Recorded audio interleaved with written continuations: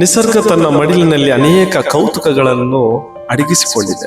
ನಮ್ಮ ಪುರಾತನ ಮಾನವ ಸಮಾಜವು ಪ್ರತಿದಿನ ಹೊಸ ಪರಿಚಯವನ್ನು ನೀಡುತ್ತದೆ.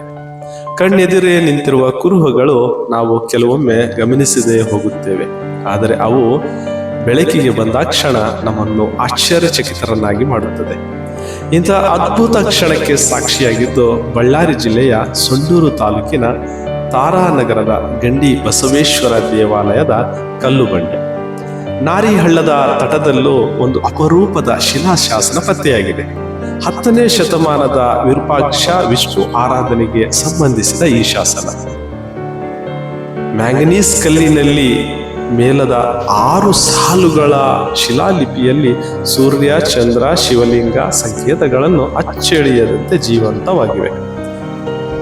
ಈ ಶಾಸನ ಮನುಜರ ದೇವರ ಆರಾಧನೆ, ಮರುಜನ್ಮ ಮತ್ತು ಮೋಕ್ಷದ ನಂಬಿಕೆಗಳನ್ನು ಹೊತ್ತಿದೆ. ವಿಜಯನಗರದ ತಿರುಗಾಟ ಅಲೆಮಾರಿ ತಂಡದ ಸಂಶೋಧಕರು ಪ್ರೊಫೆಸರ್ ತಿಪ್ಪೇಸ್ವಾಮಿ ಮತ್ತು ಕೃಷ್ಣೇಗೌಡರ ಅಧ್ಯಯನದಲ್ಲಿ ಈ ಇತಿಹಾಸದ ರತ್ನ ಬೆಳಕಿಗೆ ಬಂದಿದೆ. ಯಾವುದೇ ಕಾಲಾವಧಿಯ ಸ್ಪಷ್ಟ ಉಲ್ಲೇಖ ಇಲ್ಲದಿದ್ದರೂ ಲಿಪಿಯ ಶೈಲಿ ಮತ್ತು ದುರ್ಮುಖಿ ಸಂವತ್ಸರ ಗುರುತುಗಳಿಂದ ಇದು ಕ್ರಿಸ್ತಶಕ 10ನೇ ಶತಮಾನದ ಮಹತ್ವದ ಶಾಸನವೆಂದು ನಂಬಲಾಗಿದೆ.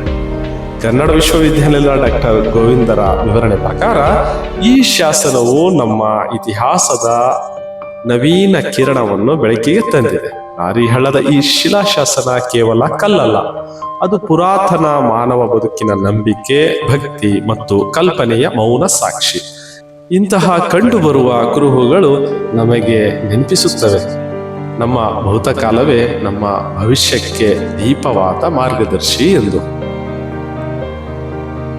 ವಿಜಯನಗರ ತಿರುಗಾಟ ಅಲೆಮಾರಿ ತಂಡ ಸಂಶೋಧಕರು ಸಂಶೋಧನೆ ನಡೆಸಿದ ಈ ಶಿಲಾಶಾಸನದ ಹತ್ತಿರ ಕರೆದುಕೊಂಡು ಹೋದ ಮುರಾರಿಪುರದ ಯಂಕಪ್ಪ ಓಬಣ್ಣ ಅವರಿಗೆ ಧನ್ಯವಾದಗಳನ್ನು ಸಲ್ಲಿಸುತ್ತಾ ನಾನು ನಿಮ್ಮ ಮೊಹಮ್ಮದ್ ಅಮೀರ್ ಹಮ್ಜಾ ಕೂಡ್ಲಿಗಿ.